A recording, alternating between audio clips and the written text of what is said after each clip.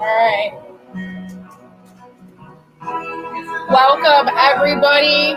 It is Wednesday, as always, every Wednesday, 4 to 6, here at No Static Radio and Studio, downtown Cleveland, kicking it with the Kenneys. And today I am joined with Bernard Keith and my godbrother, Derek, who was formerly incarcerated as well and just came home back in April after 5 years, 5.5. Yeah, every bit counts. Hope everyone's had a lovely week. We've had a busy week. We have Wrongful Conviction Day, October 2nd. We told you guys all about it last week. It was a powerful event. We were definitely satisfied with the numbers, definitely satisfied with the outcome. We appreciate everyone showing up, especially our speakers. It's hard to relive those stories, but here they are, every chance they get, coming out to support, to spread awareness to others who need to listen. Last Sunday, we actually went to Cincinnati. Myself and our Vice President, Lex, and Mr. Bernard joined us as well, our Mr. Public Relations for Epic. He does a great job, y'all. He definitely networked his butt off last Sunday. I was too busy trying to record, making sure we got everything on for everyone else who couldn't make it to see. And here he was passing out business cards, recruiting people. And I love it. I love it. Because, I can't do everything. So Cincinnati, we were down at Season Good Park. It's our pavilion. I'm sorry, Season Good Pavilion down in Eden Park. Great venue. It was beautiful. Made lots of noise. I had a bunch of bikers towards the end. They kind of just, made rounds around because it's kind of like a circular venue. Had some wrongful incarcerated people there in support. Some spoke. We had a bunch of new families again brought to the table. And it seems like, we're growing. So eventually they're not going to be able to tell us no. No matter what situations we bring to the table, as long as we keep building the village we're building. What else? Tomorrow we actually have an event out at the state up north, Michigan. Bernard, myself, and Lex, our vice president, will be traveling to Michigan, to the state capitol for an in-mass incarceration demonstration, which I'm pretty excited about. There's actually a keynote speaker who's actually a prosecutor from Michigan. So it's going to be exciting to hear, what this person has to say. And we'll be joined in solidarity from many other organizations across Michigan, as well as the National Organization of Exonerees. Within the last few weeks, we had 2 of them here in studio with us through StreamYard, Kevin Nixon and Marvin Cotton Jr. Marvin traveled here on Wrongful Conviction Day to educate people. He was very powerful, everything that he said. And actually he's starting his own show this Friday, his own radio show in Michigan. So I can't wait to tune into that. But came here, he showed up in solidarity with us. So we're going to do our due diligence and show up for them in Michigan. So tomorrow we're off to Michigan. Friday, we will be at Cleveland State University. Kendall Corral has an event, panel discussion about people who have been wrongfully incarcerated and overly sentenced. Panel guests are, some of those include Burrell Saylor, who was exonerated back in 2018. Charles Jackson, we just had him in studio recently as well. And then Michael Thompson, he was incarcerated in Pennsylvania, and he was sentenced to life for a marijuana charge. So she was a part of his case as well, and he just came home within the last year. So it's always nice listening to them tell their stories. I don't care how many times I hear them over and over and over. It just doesn't get old to me. It just hits close to home. And then what other event? Oh, October 22nd. October 22nd, as some know, I'm a part of Showing Up for Racial Justice. We've been out phone banking and canvassing for issue 24, the police accountability action. It's civilian oversight of misconduct, whether it be police misconduct with police killings or just, bad cops or, wrong thing, mistakes, wrongful incarcerations. because we definitely need some accountability when it comes to that. So this issue 24 is all about holding, situations at bay with giving accountability and giving the power to us, the people, the civilians. You can find out more about it, Safer for Cleveland, Citizens for Safer Cleveland.org. Early voting, we will be meeting up October 22nd at 3 p.m. at ACLU, and then we'll be marching to the polls at the Board of Elections, actually right across the street from us, to vote, early vote. We need people to vote. Vote. Our numbers for the mayoral race was just ridiculous. We have to make sure that we're voting. I mean, I don't know how many organizations and people, like, that's the first thing that comes out of people's mouths nowadays. Make sure you vote. Make sure you vote, right? So yeah, November 2nd, issue 24. I encourage you, myself, as Gina Kenney, to vote yes. We need to start somewhere. All right, that's events as far as October goes. I'm sure we'll be traveling some more next month. Bernard's like, oh God, this woman. I'm telling you. This woman. What's my nickname, Bernard? The Energizer Buddy. You never stop, lady. She just keeps going and going and going and going. I'm good with it. We're going to get work done. We definitely are. And with that being said, I just really want to tell people, because I don't really hound people as much as I feel like I should, and as our board doesn't hound people as much as we should, but we are a 501c3 nonprofit organization, EPIC, ensuring parole for incarcerated citizens. We are registered here in the state of Ohio. And as most should know, organizations run solely on donations and the help from, the outside, the communities, the people, our support. If anybody has $1 or $2 to donate, every dollar adds up. We'd greatly appreciate it. You can donate to us several ways. PayPal, paypal.me/Epic in Ohio. We also have Cash App, $ Epic in Ohio. And we also have Venmo. So the @ Epic in Ohio. We try to make it as simple as we could for people to donate in whichever way they can.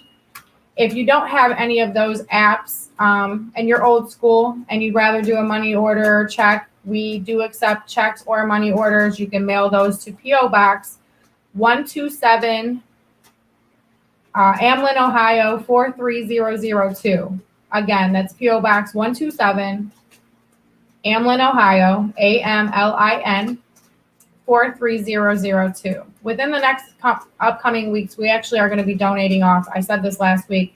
We're just trying to put it together how we're going to do this, whether it be in studio or just through social media. So if you're not following us on social media, please do.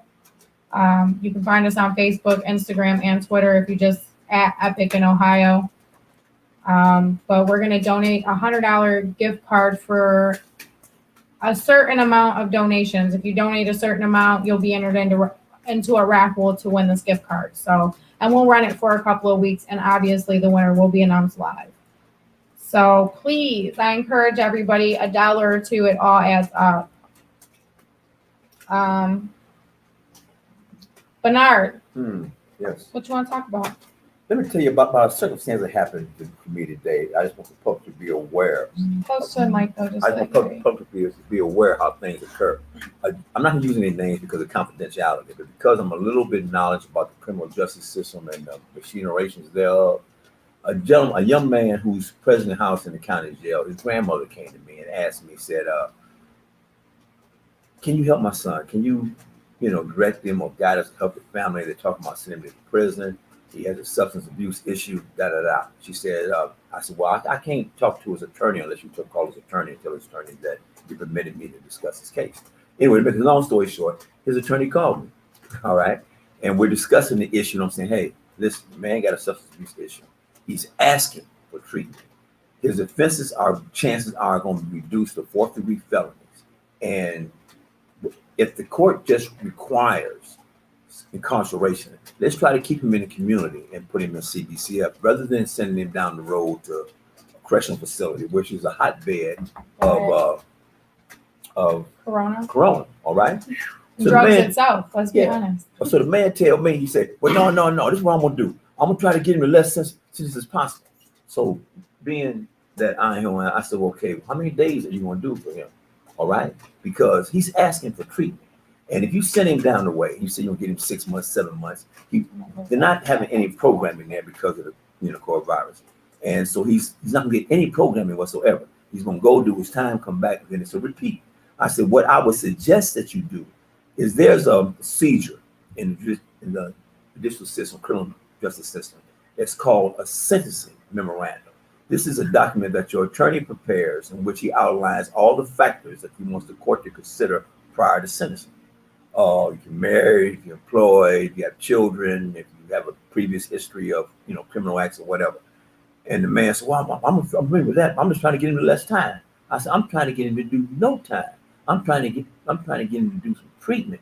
I'm trying to, to have him address it. Well, anyway, the man became kind of irate, and he said, well, I said, well, listen, I appreciate you calling me, but believe me, I'm going to advise his grandmother that I'm not sure that you have his best interest at heart, because you're saying you'll get him, at less time as possible.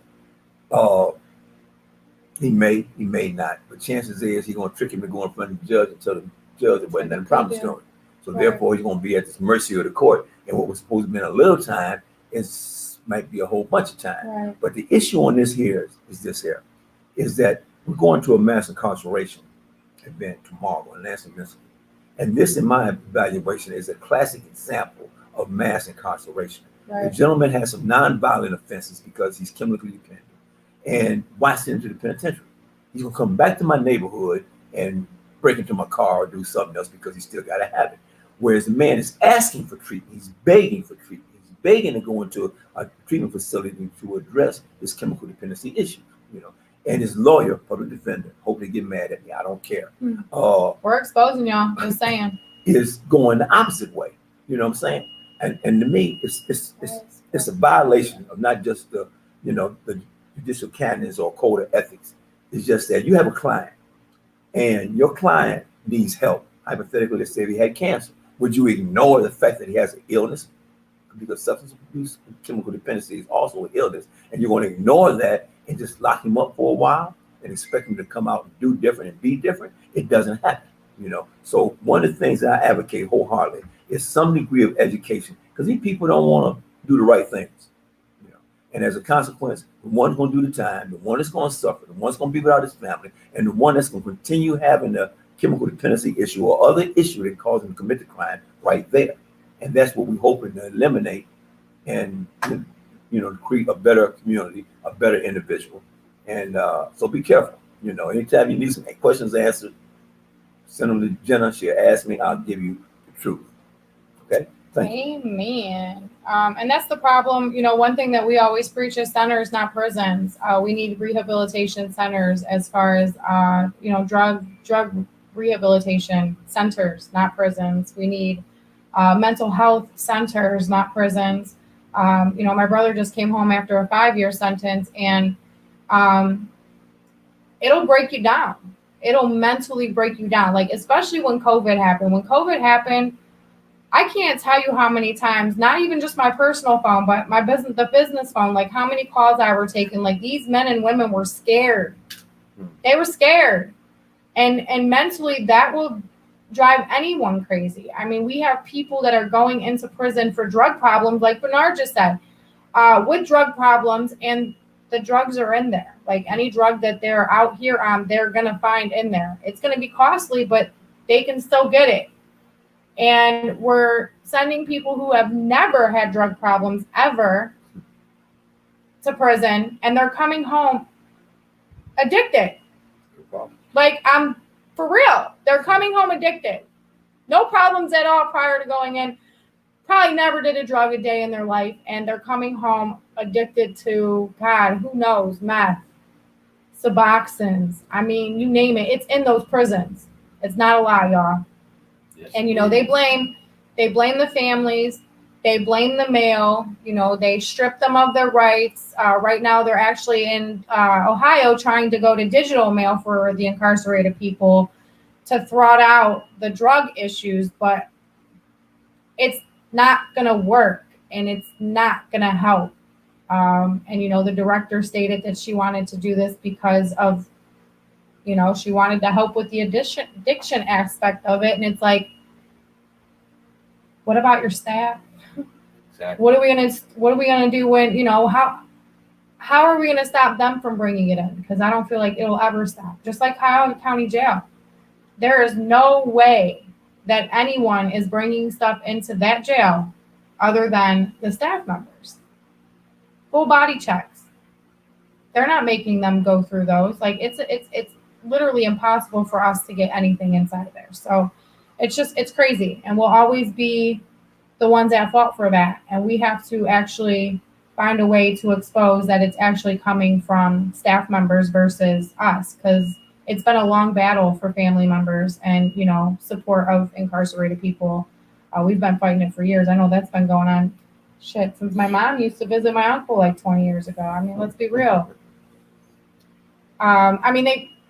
It's crazy, y'all. But like we've been saying, prison's not the place for people with drug issues. Prison's not the place for people for mental health issues whatsoever. If we could address just those two issues, and then the old law issue and the juvenile issue, we'd probably be at like a 50% population inside of our prisons. Reduce it dramatically. And if you don't know, we're at 130% over capacity, y'all. Over capacity, 130%. Like, really? Not just 100, 130. And last year, our governor did absolutely nothing to even put a dent into the population, even though they felt granting clemency or early release or whatever to 2,000 people. There's 50,000 people incarcerated. What's 2,000 people? They were going home anyways, most of them were. So these are the problems that we've been dealing with. Our biggest goal is to do something to encourage some type of depopulation. Unfortunately, it's hurting us as taxpayers in the long run. We're the ones that are continuously condoning the behavior. It's costing us $89 a day to keep one person away. And we're not even paying that much money for our children in school. Imagine what our kids would be if we had to pay $89 a day per student. Exactly. We get some. They'd be robots for real. Like, God, and our teachers. Imagine paying our teachers what these correctional officers are getting. Like, it's serious, y'all. OhioCheckbook.gov. It's transparency at your fingertips. It says it right at the top of the website. Like, you're going to get disgusted seeing the salary of some of these state employees and how much they're doing nothing to deserve 6-figure paychecks every year.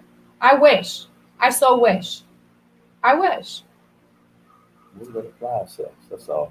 Reduce the ones that are not doing things or things that's counterproductive. All right. A lot of things in the criminal justice system, correction especially, is counterproductive for an individual to be positive, productive upon his release. There's no real overseer to see that these guys do something.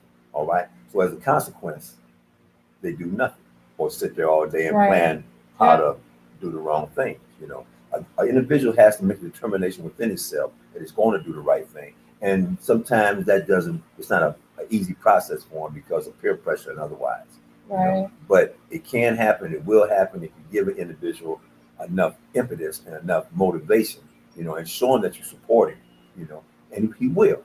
And then some guys don't have to be there. They shouldn't be there. Right. They ought not to be there, And, well, bad expression, but they're overclogging the system, And what's happening is they're being released, and they're being released worse than individuals. Yeah. Than what they did when they went in. But we had the event on September, 12th, Grafton University alumni, and the question was always raised, why did we call it a university? Because the institution is a school of sorts. It can be a good school, it can be a bad school, but you're interacting with a whole bunch of individuals. A lot of them are criminally inclined. All right. So as a consequence, because you're interacting with them, it's old saying, the reason why batteries go dead is because negative subtraction positive. Mm-hmm. Positive does not reinforce negative. Mm-hmm. So if you put enough negative people around one positive guy, what do you think happens? So when he gets out here and just come home and everybody wondering why he's crazy or he acting a fool, look where he's been, and look why he's been, and that he may, and possibly maybe he shouldn't have been. You know, so I'm an advocate of programming in positive and productive directions. And I agree, actually, because my brother here that's sitting with us, he just came home April 15th. I picked him up from Belmont Correctional Institution. Lord. Yeah, it was I told you, Bernard, I get around, baby. I keep those streets of Ohio warm. That institution has a reputation. Oh, it does. Why are we getting feedback? Some of those mics might be a little too close. Maybe it's the one by the computer.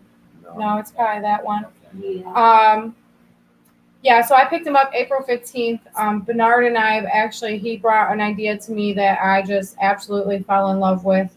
We're not going to really talk too much about it, though, until we get it together. But we're actually looking for people who were formerly incarcerated in the state of Ohio. Again, formerly incarcerated in the state of Ohio. So please reach out to us, because we're putting together a program that I'm almost positive that nobody is ever going to look away from. And it just makes sense. I don't want to put it all out there, because we know we got haters and people that steal our ideas, and we like to be trendsetters. So please, we actually started an alumni page, as Bernard said. We're considering prisons universities. We're going to change the narrative a little bit. And it's a private group. And what we're trying to do is build a community of those that were formerly incarcerated here in ODRC, so that we are able to lean on one another, help one another, promote one another. If you've got a business, please, by all means, drop it. You need help, drop it. You need a job, drop it. You're hiring, let us know. We would really like to start building something that would actually really help people that are coming out to the communities. EPIC's been really focused on parole reform. I'm so glad that we've brought Bernard to the table, because he's going to be our re-entry aspect of it, and just his ideas are fabulous. So please, if you were formerly incarcerated in the state of Ohio, I don't care when, you do have to provide some type of proof, whether it be a few pictures or whatever, because like I said, we're trying to make this group legit. We know how outsiders like to intimidate and join things that they shouldn't be trying to join, just because they ain't got no other time on their hands. So we want to just make sure that people are real, right? And they're for what we're trying to do and what we're trying to accomplish. So please, if you can, reach out to us by email. You can find me on Facebook, Gina Kenney. You can find Bernard Keith on Facebook. Email us if you have to. By any means, whatever way necessary, contact us, please. We're really trying to build this community. We have a lot of great ideas, and I've already started talking to people on the inside that we associate with. And even my brother, like, we had a conversation the other day. I was telling him about it, and he was just like, that's awesome. Like, that's kind of what I've been for. What I'm doing for him is kind of what we're trying to create in different regions, right? Different regions, Bernard? Yeah, Is that what we're trying to do? Regions. Well, all over eventually, All over, but right. to start, we're going to start with regions. So we're looking for people, formerly incarcerated people. We don't care what the charge was. We don't care whatever. If you've got some time, a little bit of time to dedicate, and it's mostly just phone calls and having to show up or directing somebody if need be, please contact us. Epic, the letter X team, 20@gmail.com is how you can get a hold of Epic. And then Mr. Bernard's email is Bernard R. Keith 258@gmail.com. Again, that is Bernard R. Keith 258@gmail.com. Reach out to either one of us. What else? Oh, so my brother's been out since April. It's, he had to move in with my mom, which is his godmother. It hasn't really been easy. It's been rough. Since he came home, he actually was blessed with a job, so he's been working ever since, and I'm proud of him. But we've been looking for housing for him pretty much ever since he came out. Luckily, he got involved with a great program, which is called Frontline Services. Frontline Services. They offered him a little bit of help and even some extra help that if he found a place that they would, really help him try to get back on his feet. And I'm just so thankful that he was able to find this program. But I'm proud to say that my brother, maybe I shouldn't, but I'm going to. Thank you. My brother finally found a place to live. And the biggest obstacle for him has been the fact that he is a convicted felon. And we know everything is set up against them. No job, no place to live, no nothing, right? So we really need to do better as people of the community to try and switch this stuff up, because the more we make it impossible for them to do the right thing, they're just simply not going to be able to do the right thing, no matter how hard they try. And if they don't have that little bit of push, if they don't have any support, any help, it's just so much easier for them to fall short of themselves. And, my brother thanks me every single day, like, sis, I'm just glad that I have you, and you keep me on track. And damn straight, because I don't want him going back into ODRC. I don't want, one more person to have to worry about, especially my own brother. Thank you, sir. But how's life been since you've been home these last few months? It's been good. It's been hard, but it's been good. I mean, I'm blessed to have you as my sister because you've been keeping me on the right path. But like you say, it's hard when you come home and you've been convicted. It's hard for us to get jobs, clothing, shelter, food, because the system's so messed up. I don't like the word justice, because they should change the word justice, because you don't get justice anymore. I mean, the justice system's so messed up that they look at you and just dog you, regardless of whatever sex you are, male, female, black or white. It's just like, it ain't no more innocent to proven guilty. You're guilty automatically until prove your proven innocent. innocence. Yeah, we scream that a lot. And it's been hard, and I've been blessed to have you because you've been helping me so much. And like I said, I love my godmother, your mom to death. She's been helping me too. I'm not going to take that away from her, but it's been hard, she has her ways, which I get it. I'm living with her. She probably want her own time, Right. just like I need my me time. Right. But it's been hard, sis. I mean, you've been there since Whitney day one. I mean, it's been hard. I've been looking for places, and there's times I wanted to give up, and you looked at me and said, no, I'm not going to let you give up. You just got to keep pushing and move forward. So I took your advice and just kept pushing, kept a job. I had a good job at once, but you already know the situation, that job. So I kept that job until I found a better job. Yep, and I'm doing really good. I'm doing all right now. Yep. And then Shout out your work for giving you a chance there. Because we know most people don't Thank you for hiring me. Yeah, Right. for sure. What is it? Masthead Brewery, right down the street, actually, right around the 13th corner. Superior. Yep. Okay. Masthead Brewery. And Thanks for giving my brother a chance. Also, I want to thank Recovery Resources, Epic. Epic been by me since the day I was in prison. I think I blew up your phone. I don't know how many times I told you what was going on in Belmont. Yeah, I don't think my brother really ever had to call me much until COVID happened. Yeah. And like I said, it was a scary situation, not just for us out here, but I mean, imagine they were like a cattle of cows, y'all. Like, what do I do? Where do I go lay down? Who do I talk to? Who do I stay away from? Like, it was insane. And actually, it's going around the prisons again. And one of my guys, David Dole, he's been an Epic VIP for God years now, and he was like, Gina, I think I'm sick again. And I'm like, are you vaccinated? But I don't even know why I asked that, because I don't even know. It doesn't matter if you are, if you're not, because you can get it and you can still spread it and this, that, and the other. It's, it's just like to ask them that, it's just, well, I am, but I'm still sick. What am I supposed to do? They're not getting vitamins. They're not getting juice. They're not getting anything to help their immune systems. Yeah, it was all bad. I mean, like I said, I called my sister like every day, let her know what's going on, because they was doing us so dirty in there that, I mean, there was time we wouldn't eat for about 24 hours. they would lock us down, wouldn't feed us, and when they did fed us, it was all bad. Hey, watch it. I mean, All right. sandwiches. I never in my life seen green bologna Okay. until I went to Belmont. You know, that's how they was doing us dirty. I mean, and I just called my sister. She said, "Hang in there, bro. Everything's gonna work out. You just gotta keep your head up and stay focused and don't get in trouble." You know, it was hard, but I did it. And then, you know, on top of it, you know, my mom, she passed away. Rest in peace, Mom. Yes. She Days passed before away he came home, it 5 was days horrible. before I came home. No.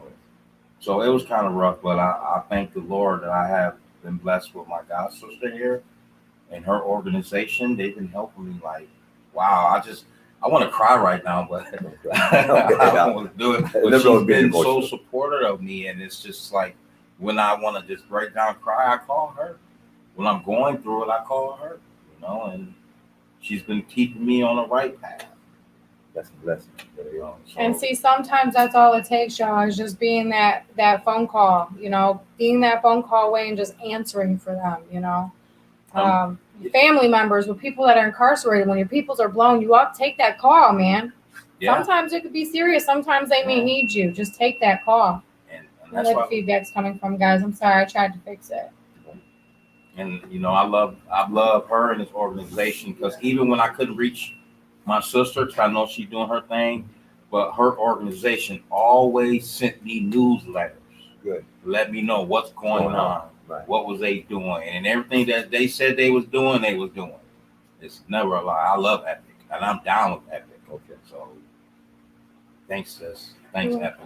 Yeah, we're gonna get our newsletters going back into He again. said something that I think I need to expound upon because it's an actuality. All right. One of the songs on the way to Cincinnati we played was Bishop Bullwinkle, Hell to the No, No, No. Hell to the no. But the first thing he says, my name is Bishop Bullwinkle, and I'm the pastor of the First Church of Nothing But the Truth. All right. He says, I want to thank God for warm blood running through my veins, sound mind, my health, and strong mind, and I'm not insane. What I want to expound upon is that the justice system is not about justice no more. It's about numbers. All right. The system has gotten corrupted to the point where they're getting a budget for X amount of people. All right. This is America. I love America. I wouldn't leave America for nothing in the world. But in America, when people get some money, they don't want to let it go. They're going to try to keep that budget because that budget allows them to do other things and all the things that they want to do. Okay. So it's simply about a number thing now. Okay. It's not about whether you did it or you didn't do it or whether incarceration would be in your best interest or not. It's just that we need you to fill this slot because we got this much millions of dollars coming for these many prisoners. All right. So we don't want to go up under that because it means that we're not justified for this budget. Right. All right. And the budget's not right. We can't get extra pencils to throw away, take home, trash bags or whatever. It happens. Pilfering in America is a recognized form of employment. You know, you want to take extra spoon as a hamburger, we work for you, you'll get mad to go along with the job. You know, it's a job perk. All right. But things happen in the justice system that shouldn't happen only because they're doing things for numbers. Right. Not for the betterment of the individual who get involved with the justice system. So as a consequence, it exponentially keeps multiplying. This person, that person, their son, because when the father's is not there and the mother's raising, male children, she has her hands full, all right, because we are rebellious against female control, all right? Yeah. And if she's not real on tight of us, next thing we know it, what we doing? What I did a whole lot of times. Slip out the window, put the little pillows in there like I'm asleep. Sneaky. Slip out the window and go to the corner, hang out with the boys and drink wine and do all the things that causes you problem on as you come in the door. And our focus should be on alleviating them things that present problems later on rather than incarcerating individuals because our budget led us to. Right. Yeah. But let's figure out, from the root. I mean, what's going on? What's wrong with this person? And that's what's wrong with the justice system is that we're not digging deeper than just what they did wrong. You know what I'm saying? We're not really trying to figure out why people are doing what they're doing and why they're continuously doing what they're doing, And it's crazy because the system is so quick to hold us accountable, but when it comes to elected officials and the police officers, when they make a mistake or not even a mistake, but really make misconduct, You know, they know that they're doing this. They know that they're doing this, and there's absolutely no accountability at all to be had. You know, we just talked about this last weekend. You know, wrongful convictions. I know I keep talking about it, but everyone that we've had here in Ohio that has been exonerated, there has not been one person that's been held accountable yet.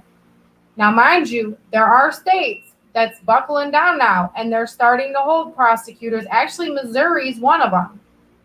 Thank God for Ricky Kidd's case, because it exposed a lot of corruption within the prosecutor there, and they're holding her accountable.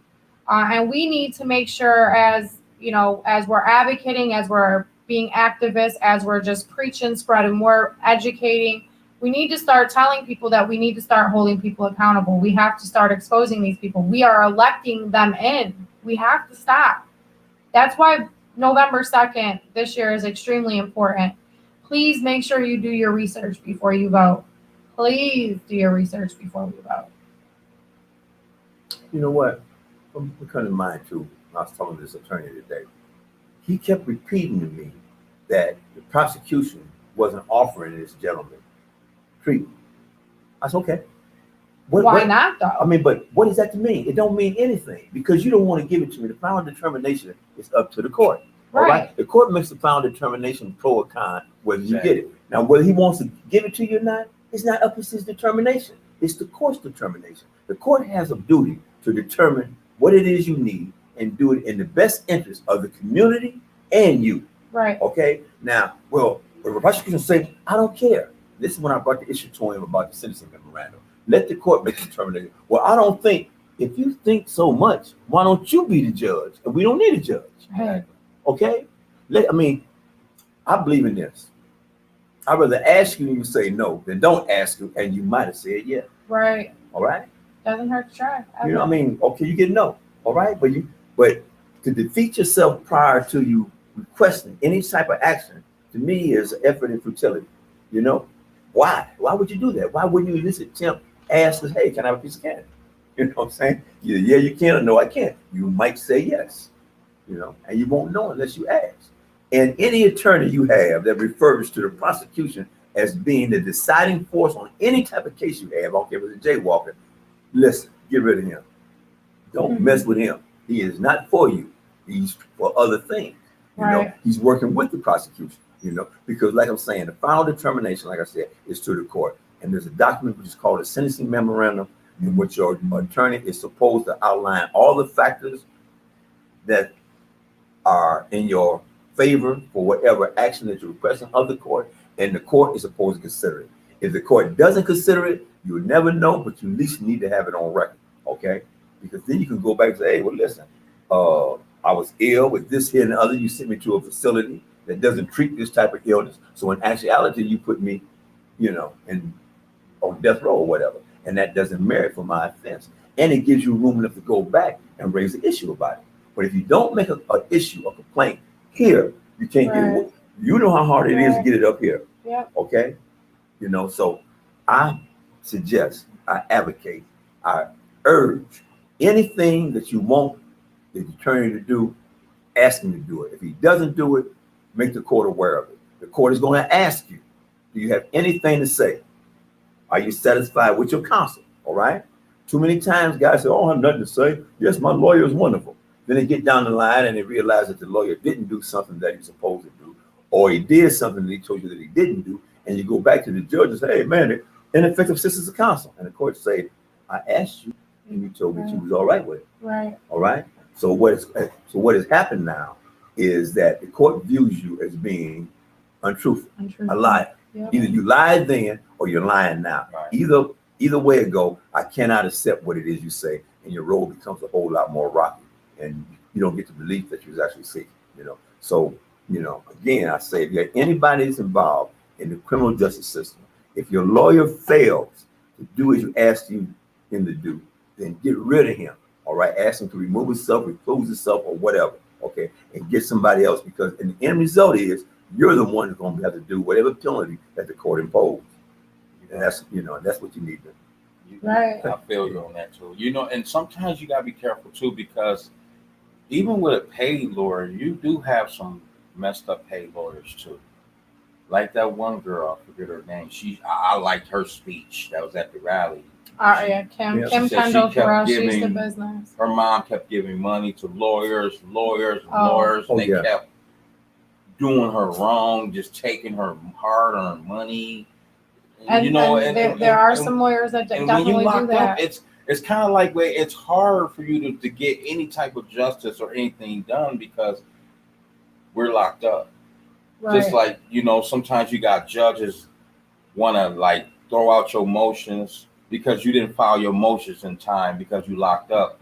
Well, Happens I mean, all the time. and it's messed up because I'm like, well, how am I gonna file this motion in time? I can't just walk out my cell and walk to the clerk of courts and hand it to him. My lawyer's got to do all that, and sometimes you don't even see your lawyer for weeks. And this the killing part I hate the most about it is when they have court without you, They're never supposed to do that. and then you see on the docket it's saying that the court been rescheduled due, how you put it, requested by a defendant.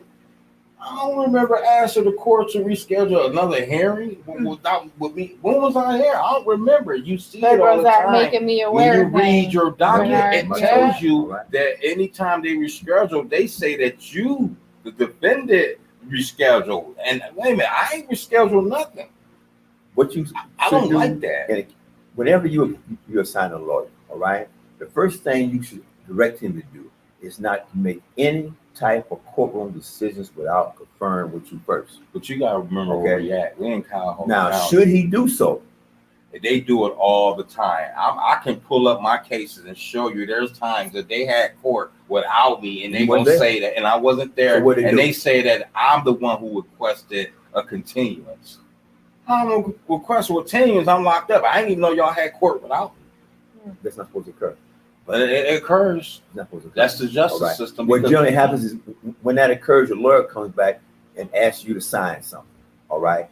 No, I don't work sign like that. anything. I got proof right here on my phone. It He does come not in, work have you like signed that. or nothing? Just deal with No, you. I'm telling you, when they have court Who didn't without you, you're not there, and it says it's been requested by the defendant that you reschedule another hearing because it's all about money. You can see right next to it, court fees. I ain't reschedule another hearing. I want to get this over with, and that's what they do is about money. But what it all boils down to, I really wanted to say is how like you locked up, and how the prosecutor and the lawyers and the judges all in their little back chambers, but I'm not allowed to be back there. Even if I'm handcuffed or what, why I can't go back there and hear what y'all talking about. So to me, the system's so messed up because all three of y'all making a It's deal. just them making a car deal. Exactly. And they y'all test driving a car without me even being there to And drive it making you myself. purchase it at the end. That's not Yep. right. And like I said, the system's so messed up, and I'm glad that my sister brought me here today because I do want to address something just like the police system messed up.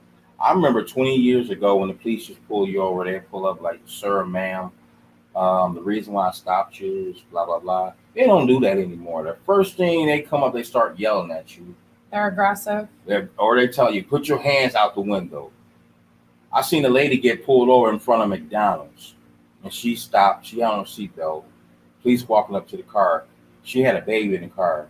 The baby had dropped this little sippy cup. All she did was reach to give the baby the sippy cup, and they drew their weapons on that lady. And they knew that she had a baby in the car. That's why it's the systems are so messed up. It's shoot now and ask questions later. That's what the police do. Right. And it's messed There- up. I I mean, don't like it. We were just talking about it earlier. You remember about 20 years ago when Vice was all over the place when they were out planting drugs? Because let's Yeah. be honest, y'all, that's why Vice ain't out no more. They done planted all the drugs they needed and more. Yeah, you're right. And that's why our prison's so full with drug Yeah. cases. I Yeah. mean, think about it. Back when I was about 13, 4, actually probably 11, 12, I remember I used to live on 73rd and Clark. I remember all the time walking to the store and Vice was always everywhere. I mean, not just one, several of them. You know, always having the guys on the blocks hemmed up, checking their pockets, you know, throwing them in the Vice cars. And you don't see that anymore. And it's crazy to me because it does. It makes you think like, damn, they really were out here planting these drugs in the neighborhoods. Let me relate something to you, all right? One of the things I also encourage, whenever you get in that courtroom, do not be afraid to open your mouth, all right? Whatever penalty imposed, you're going to be the one to have to suffer for it, all right? Right. I'm going to relate something that happened to me one time. I'm not saying this was anything, but I had a case out of county, matter of fact, Moraine County. My attorney had promised me a certain little action on this, and actually the charge, if you go look at it, was an escape charge, all right? And they're awful serious about escape charges. Right. You know? Yeah. And it was a second-degree felony. I think we got it reduced down to, well, I'll put it 2 years. Anyway, I get in front of the judge. Judge said, well, Mr. Keith, is anything been promised you? I said, oh, yeah, sure. I said, they told me. I had cases as long as I'm tall, because I had broke bad and went on the run, and when things happen, I'm not saying be proud for, just tell you what my mindset at the time. Anyway, I said, I'm supposed to get 2 years. He said, well, Mr. Keith, I looked at your record. He said, I'm not bound to give you any type of sentence other than the sentence that I determine I can give you by your record. I said, whoa, hold on, man, hold on. I said, if we ain't gonna do this 2 year thing, we ain't gonna do this. He said, you don't tell me what to hold on in my court. I said, yes, I am. Hold on. He said, no, I'm gonna send you right now. So I'm gonna tell you what I did. I fell out.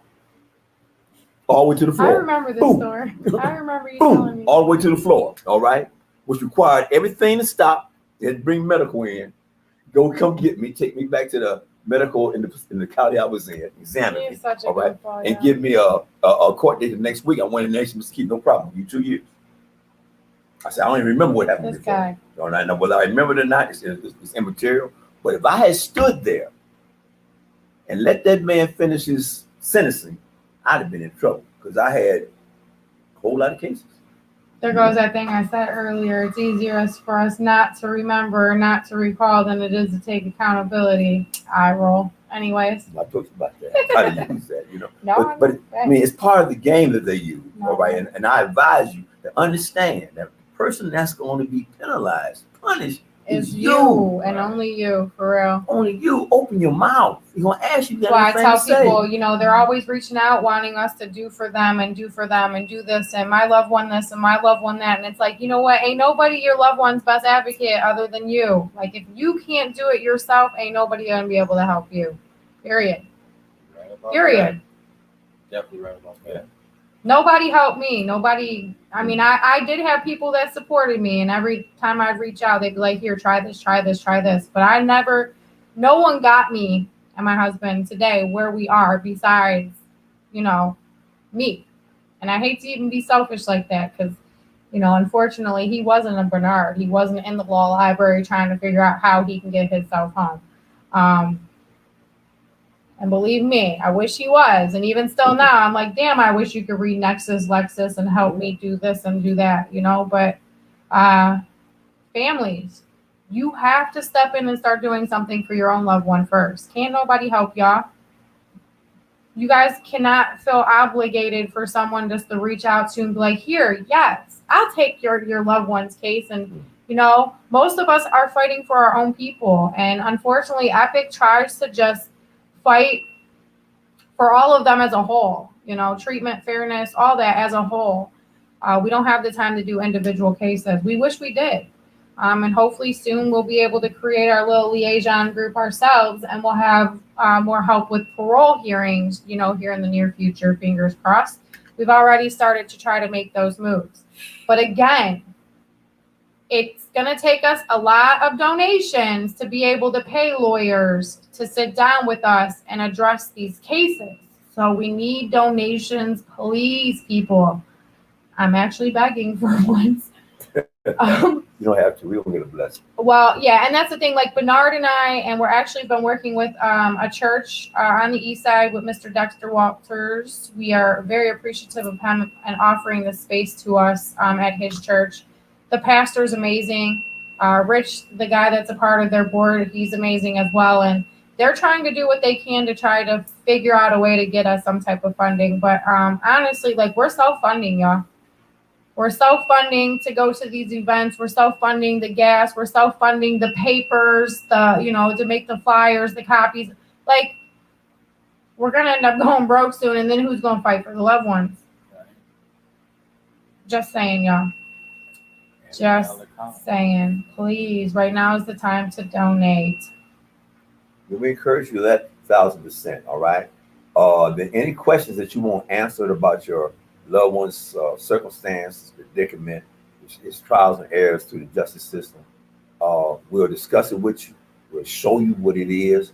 We explain it to you in totality, so you'll Yeah, we understand definitely it. have no problem So you have, coaching. so you have a full concept of the best that can happen and the worst that can happen and what should happen. Right. Okay. Now, and that's what I believe that the family should know. So to give them a little bit more understanding and stick to itiveness with the love. One of the things that alienate people is not knowing. Right, I agree. Not knowing. I You know, agree. when you they don't know, don't. I didn't know where to start, y'all. I was digging through You're different. Bernard, I was digging through transcripts. But about when you explained it to me, And then I got the police At the records, and I was on a whole new avenue. Like, wait a minute, here we Okay. go now.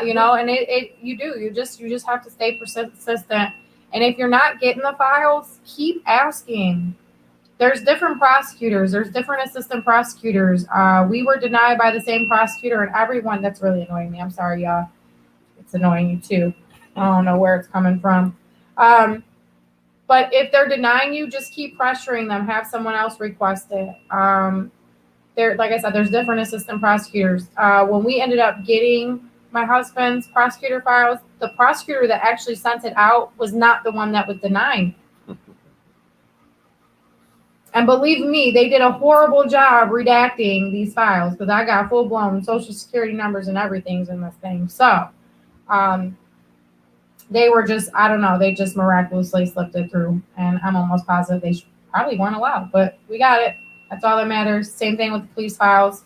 Took us forever, but guess what? We stayed persistent. We kept asking. We never gave up. And then by the grace of God, we finally got them. But in order to fight for your loved one's case, first and foremost, you must get the files. yes. You have to. Same thing with the parole. People are constantly reaching out to us like, what do I do for my loved one? He's going up for parole.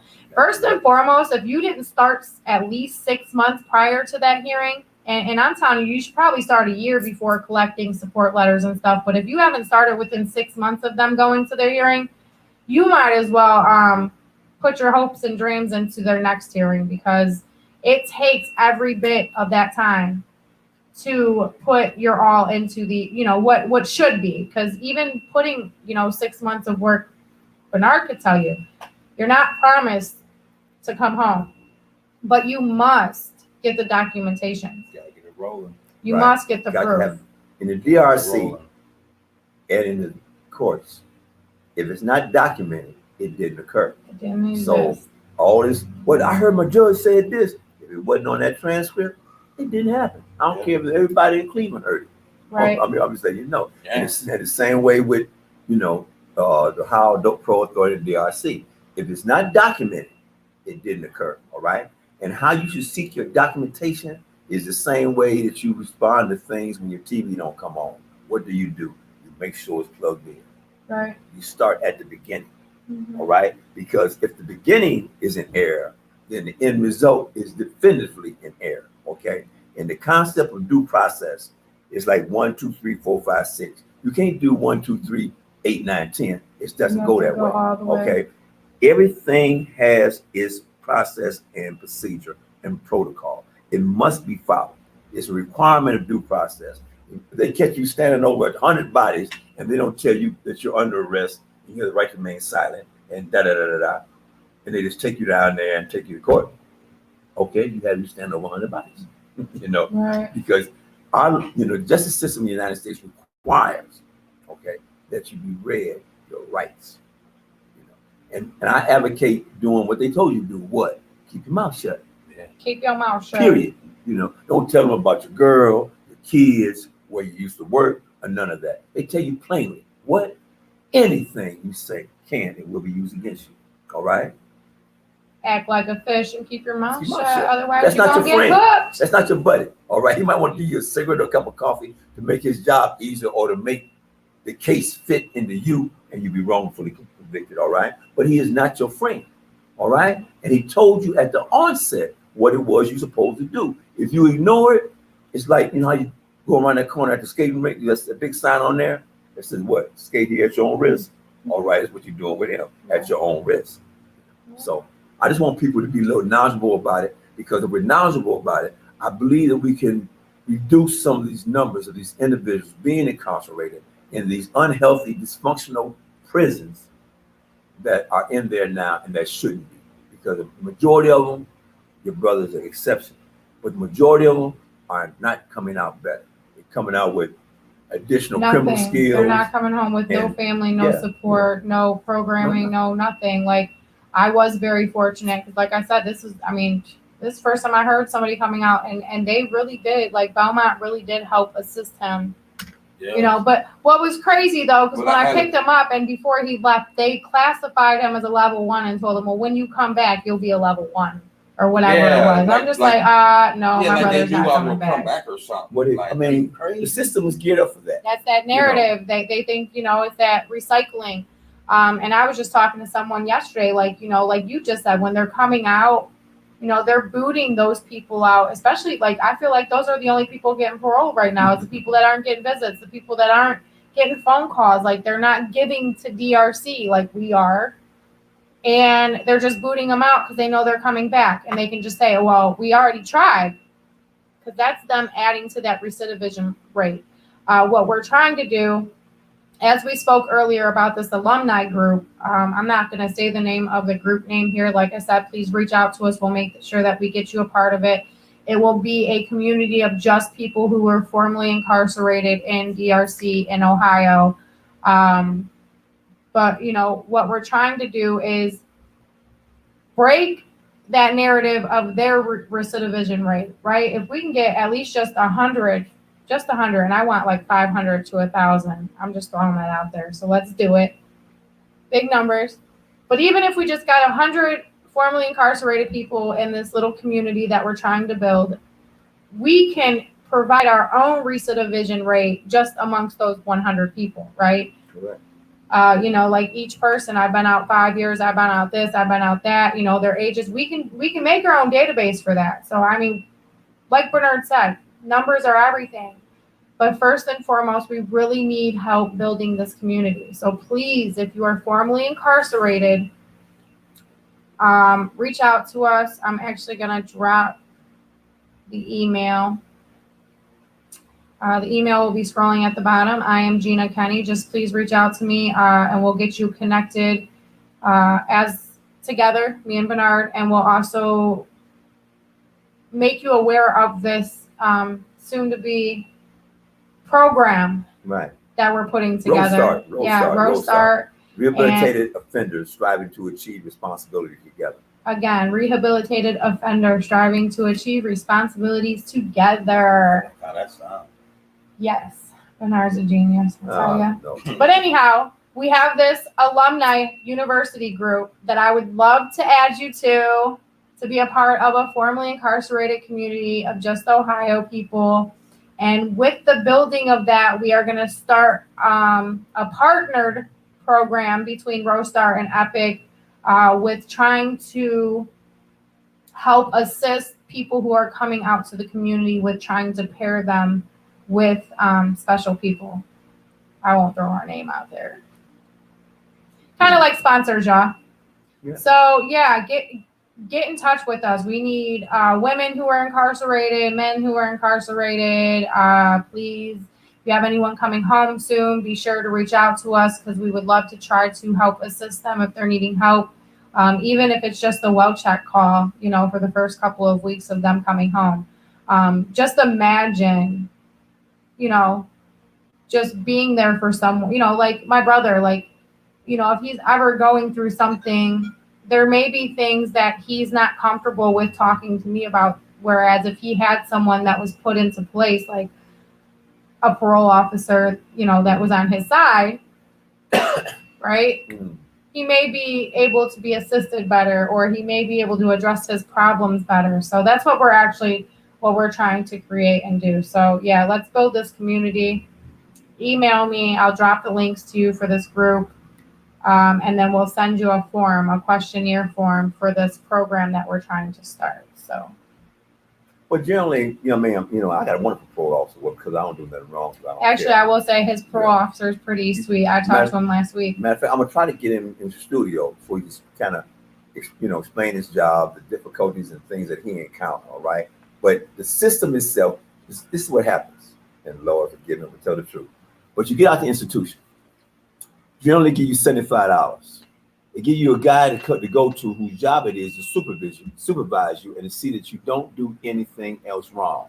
He may suggest to you where you may be able to go to get some assistance, but his job is to supervise you. All right. Out of that $75, you're required to give him 20 for supervision fee. All right. So you're in you're home and you're trying to be good. You're trying to do the right things.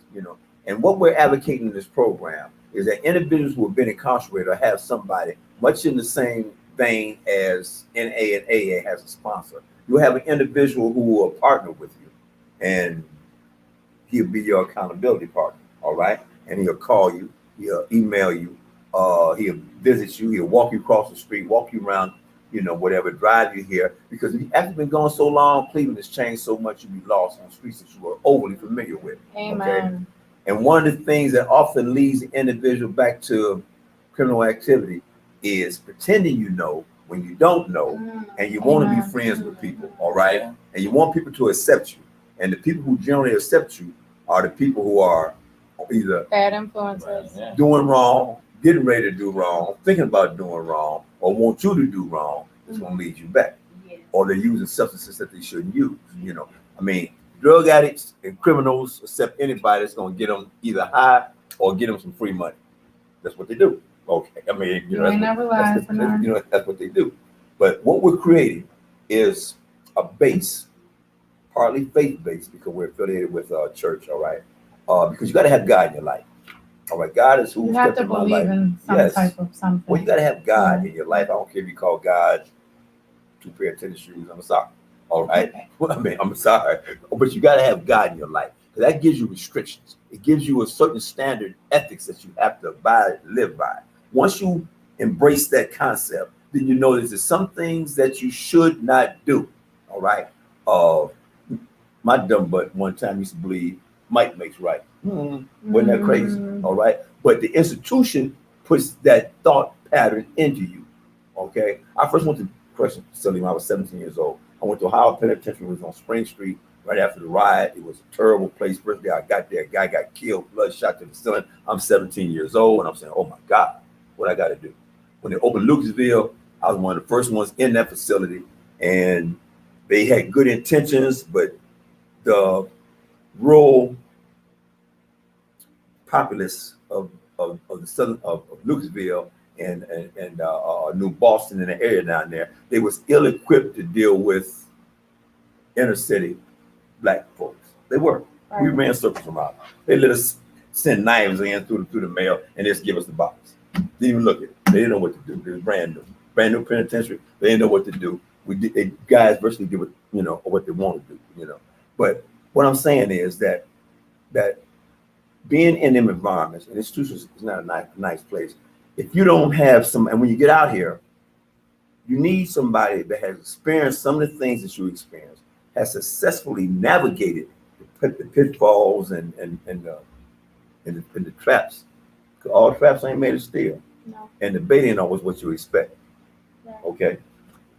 That is out here in the community to enable you to be able to put your feet on solid ground and you be able to have a positive outlook and a productive direction, because everybody needs somebody. Yes. Yeah. Everybody needs somebody. So my sister, she ain't never been through the criminal system. No, I've never been incarcerated, y'all. But I swear to you, I need her. It's like she's never been through put in my shoes, but she knows. I'm understanding. Yeah. She knows what and I think that's why my husband and I are so amazing, because I'm just understanding of what he knows. And if she don't judge, she won't judge you. She's not a judge person. No. She'll tell you like it is, but she's not gonna tell you to hurt you. No. She's gonna tell you to help you. Yeah. And I'll keep it 100 with you too. And you're an exception too, because one of my problems was, seriously, right, that even as a child, I had difficulty accepting instruction from females because of men. All right. And my concepts are what my concepts are. I'm not a chauvinist, none of that, no chauvinist, none of that. But it's just that how you gonna tell me what to do and you don't understand what it is I'm going through. Okay? Right. Because male problems and complications are different than female problems and complications.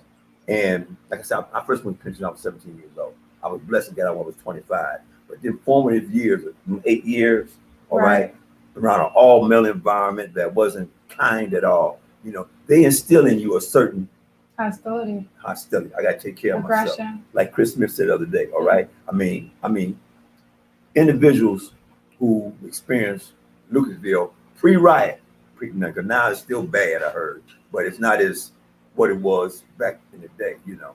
I mean, every day, generally, you walked over a blood puddle. It's nothing to see somebody walking around with running down the hall with a knife stuck out his neck, all right? And that was an environment that a lot of the individuals, June, he's been there. Right. A lot of individuals, Saeed, you know, Right. okay, all these guys, you know, all these guys can tell you about it, and it formed our psyche. You know, because we see things and view things in an adversarial way, you know, and as a consequence, a lot of us got to back and forth. Real quick, y'all, because we will be wrapping up in about 20 minutes or so. If anybody wants to call in, 216-939-5087. Any questions, any comments, anything you want to talk about, please call in. Lines are open. Again, the number is 216-939-5087. I just want to do a couple shout outs real quick, just because we really haven't really been doing those the last couple weeks, but I want my crew to know that I absolutely love them. So shout out real quick to our Epic Dream Team. We got Mr. Bernard here, my big supporter brother Derek as well. Ms. Vice President Lex, we love you. Love you, Terry, my partner, the founder of Epic. We love you, lady. You're the best. She's actually going through some issues, some family issues, so please keep her in your prayers. It's never easy having to deal with, an elderly, loved one, period. So she's going through a lot right now. So, yeah, keep her in your prayers. Shout out to Miss Amira Rose. We love and appreciate you. If y'all ain't hip to her, Epic is a sponsor and supporter of her Night of Poetry production. You can Facebook find it at Night of Poetry, POWERTRY.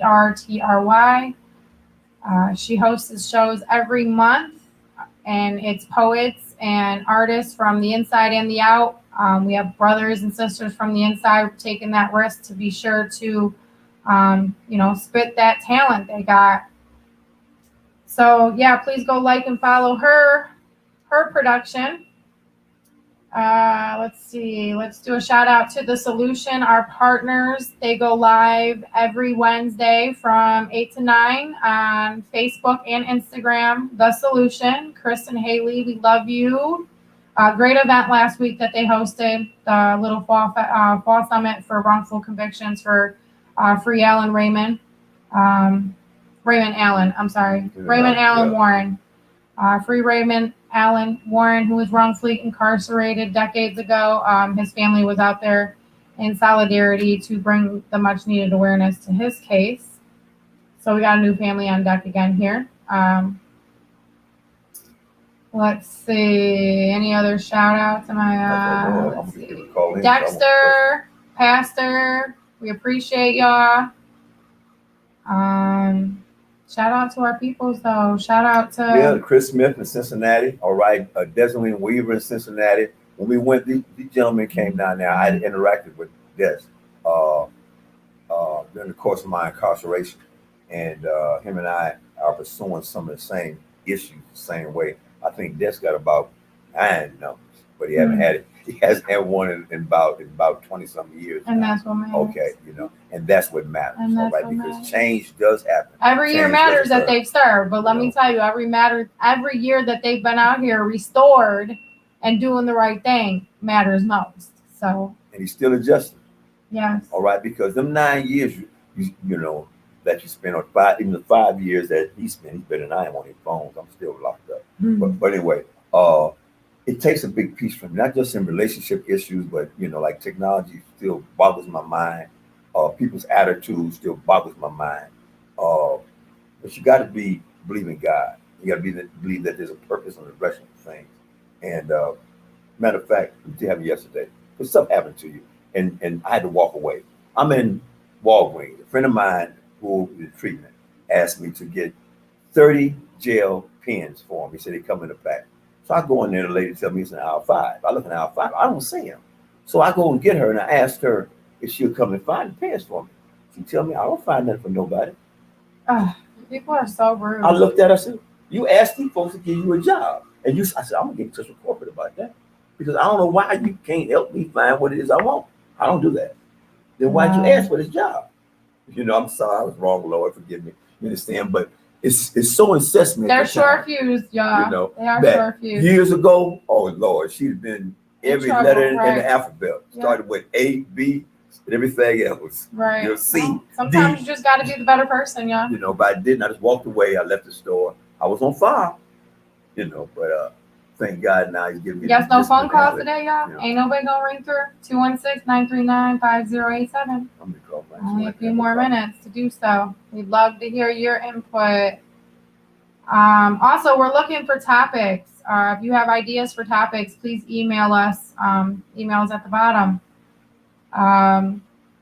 In the next couple weeks, we're going to do a couple of parole weeks, bringing people in that have, you know, been to the parole board several times, been flopped, bringing their stories to the table for y'all to listen. I mean, these are real, raw, live stories, stuff that people need to hear about.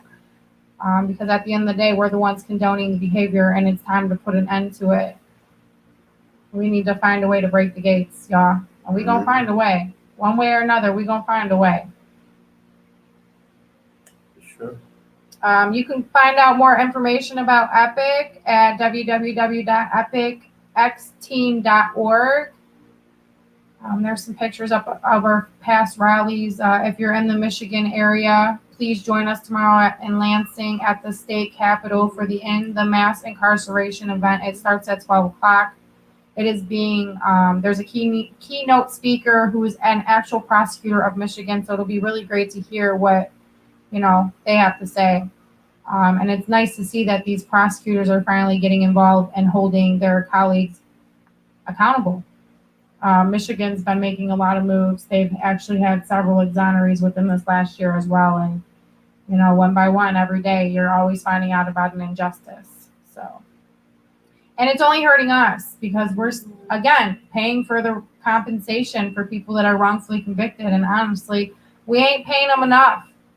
They're the ones that deserve those $1 million paychecks every year, like our sports people and our artists and our singers. Like, they're the famous people of the world. Could you imagine a day being wrongfully incarcerated in prison in the situations that they are forced to live? It's sickening. I don't feel anyone really understands what life being incarcerated really is. You know, it's not like it is like the movies, for sure. It's nothing like these prisons and these movies. It's violent.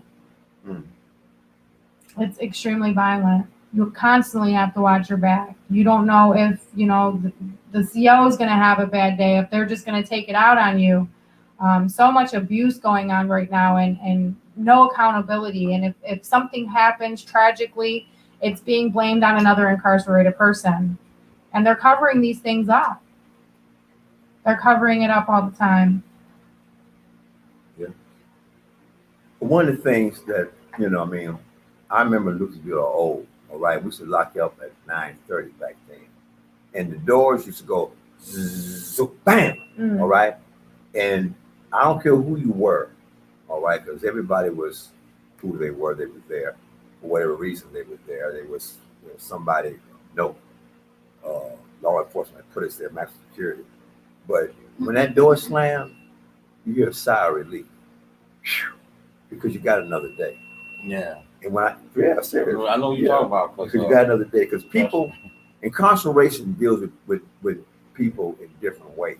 All right. Some people have nervous breakdowns. Some people bug out. That's what we call this bug out. All right.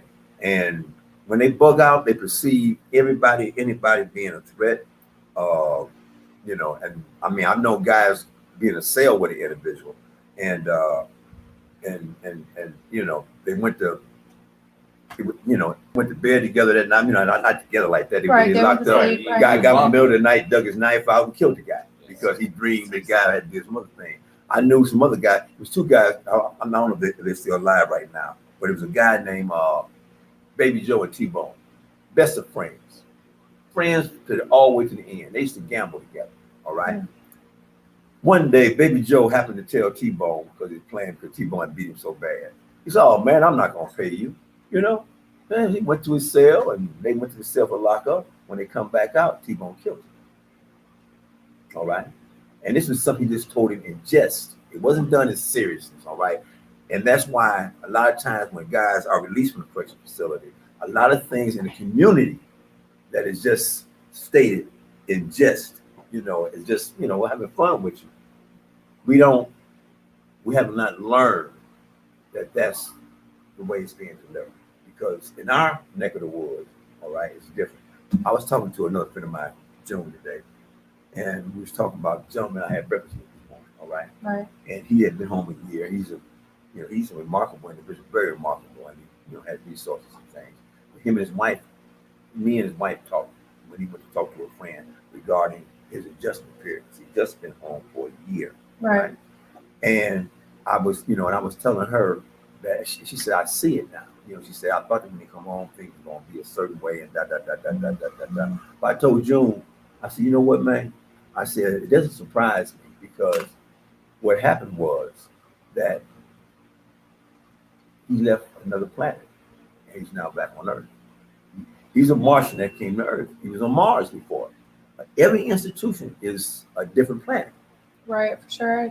For real, it's different. I mean, Right. everything is different. I mean, Different levels, different levels. I mean, it's different. I mean, it's different all the way together. You don't have interaction with people. You have to be very careful about what you do. You have to be guardian of all your stuff at all the time. Yeah. Because a lot of people in there are looking to prey upon you. Mm-hmm. All right. Exactly. And you get here, and you still have that psyche. Right.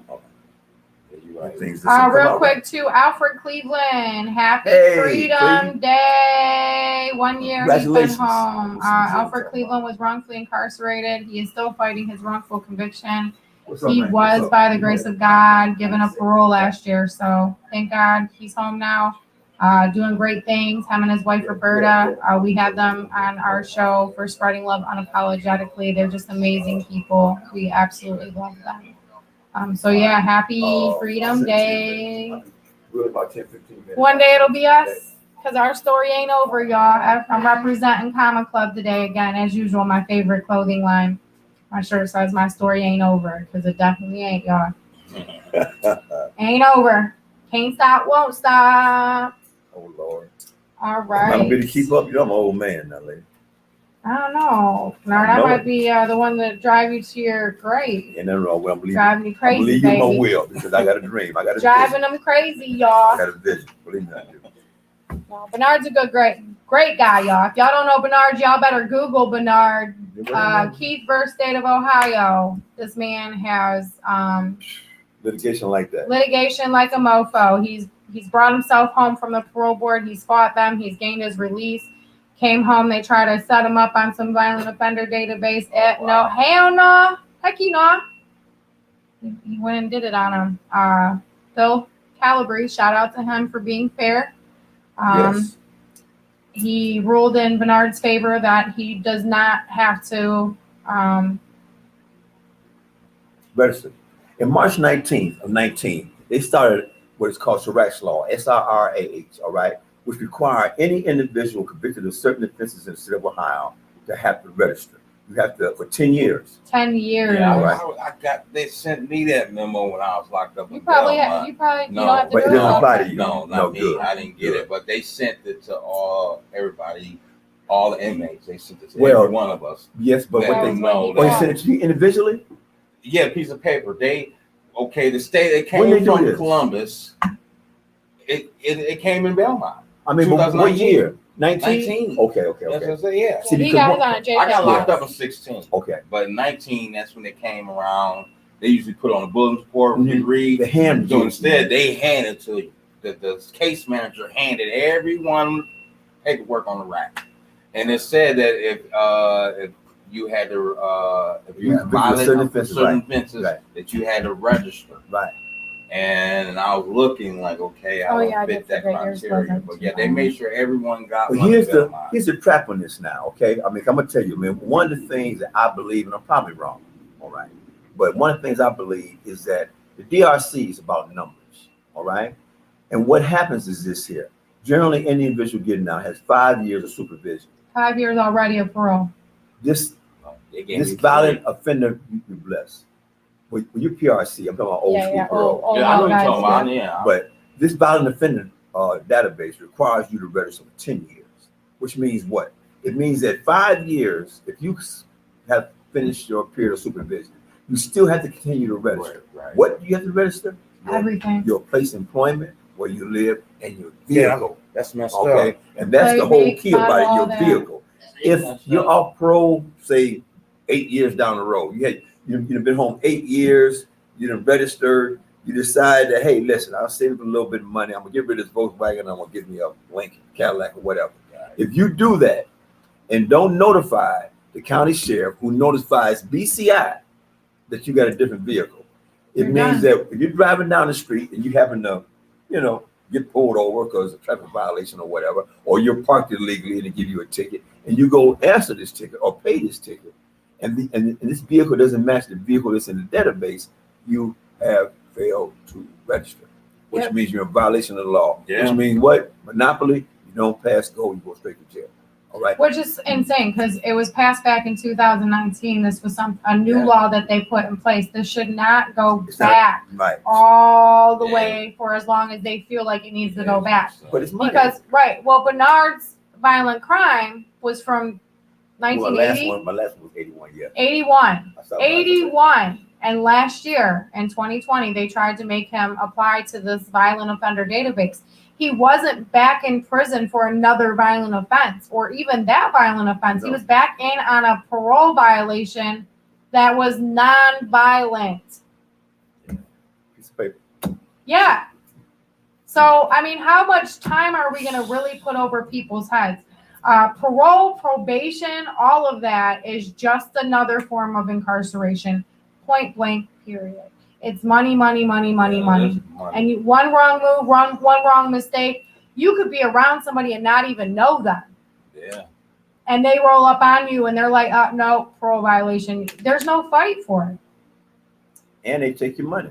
The VOD, you got to pay for it. You pay them, I think I'm only $10 a month. But still, it's money. with It's other- $10 a month. Lord, True. you think I don't know I'm it? paying PRC 20 a month. 20 a month. See? So them guys got $30 a month. See, y'all hear this? They're You know, paying them to be on parole and It's money. probation. It's money. Yeah. They have to pay. It's numbers. Yeah. I mean, 20 are y'all listening?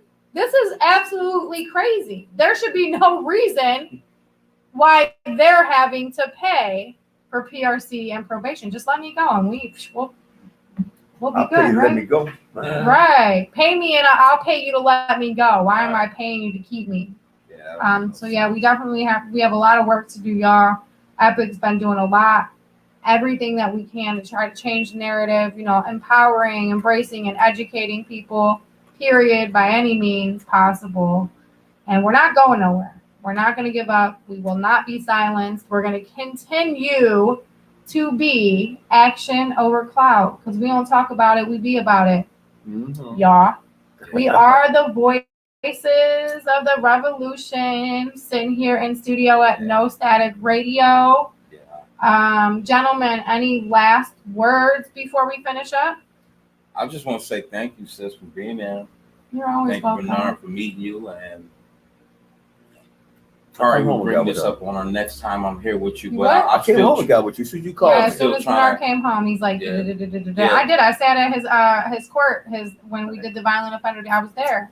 yeah. I felt in Calabrese prior to even him giving Bernard the decision that he was going to rule in his favor. So I'm excited to be working with Bernard for real. Well, I'm And happy. like I said, what a lot of people don't realize is that your loved ones coming home right now, they're gonna more than likely follow underneath that violent offender database, Yes. and you need to get with Bernard like ASAP, because once they really start figuring out that they screwed up, Oh, they're gonna fix it to their advantage, not to ours. Just so y'all know. So, And yeah. why should an individual that was incarcerated prior to 19 have to be subject to any Amen. type of penalty, all right, or sentencing penalty, that wasn't even affected at the time as a sentencing?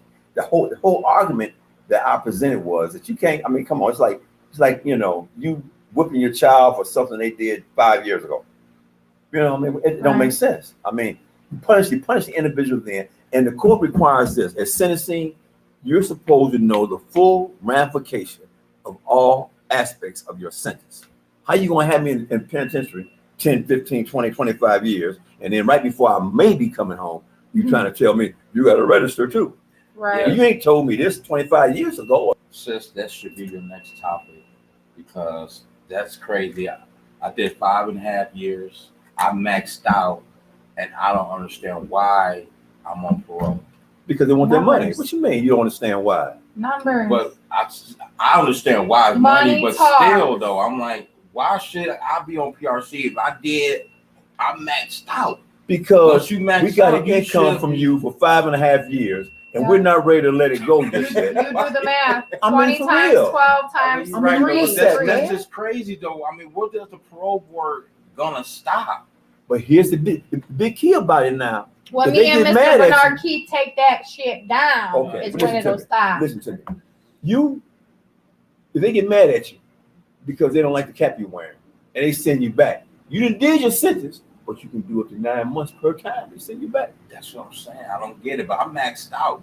You gave me this much time. You said this is how much I gotta do, and I did it. And now you telling me I gotta get on parole, and if I mess up, like you say this hat, then I go back for another 9 months. That's why the parole board needs to be held accountable. And that's the I thing, don't like parole board, understand they're now the parole doing. board. Yeah, How do nobody you go does. ahead and say that I gotta give you 3 more years on parole and pay you Because I maxed out? because They got it I'm like used that. to getting this money from you. Now They this got money's it not like here that. because you're not in the institution, but I still got to pay for what I got to pay for. Yeah, but I want to know who's All right. writing these. So I'm who's gonna writing hold you these accountable. rules. The people that want the money. The people that ain't got The no numbers. oversight. They ain't got no I oversight. We're still gonna work say on it's that. wrong. All right, Yeah. y'all. All right, y'all. Kicking it with the Kennys every Wednesday, 4 to 6 in studio at No Static Radio. We are the voice of the revolution with Engineer Marie. Shout out to Our Lady. Thank you so much for always having us and being a delight to us. Tune in next week, y'all. Until then, as my W.T. Montgomery would say, stay blessed, never stress. Yes. Yeah, what he say? This and that. Yeah, that cool.